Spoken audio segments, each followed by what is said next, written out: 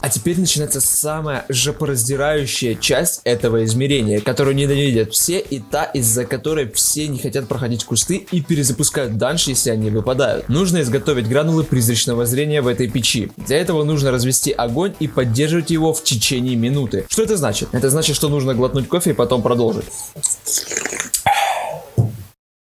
Извиняюсь за кофе. Хотя нет, не извиняюсь. Я люблю кофе. При запуске квеста изготовления гранул вокруг печи появятся 3 огня с полным хп. И сразу же бафнут себя на плюс 100% к хп. После чего у них естественно будет 50% хп. Они будут постоянно разгораться, а именно регенить себе хп. А наша задача поддерживать уровень жизни шаров на 50% и не убивать их. На шары можно поставить 3 человек по одному на каждый. Можно поставить мага с каруселью. Именно мага, а не стража. Потому что карусель мага может работать и без оружия, а его почти всегда приходится снимать, так как хп у шаров мало и есть риск их убить. А если дамага все равно много, то приходится снимать и кольца, книги, карты и все что угодно, чтобы не сливать шары. Либо можно поставить друида, у которого есть гарпия. Гарпа очень хорошо справляется с шарами, но я бы предпочел дать по шарам тому, кто придумал это измерение. И вот так.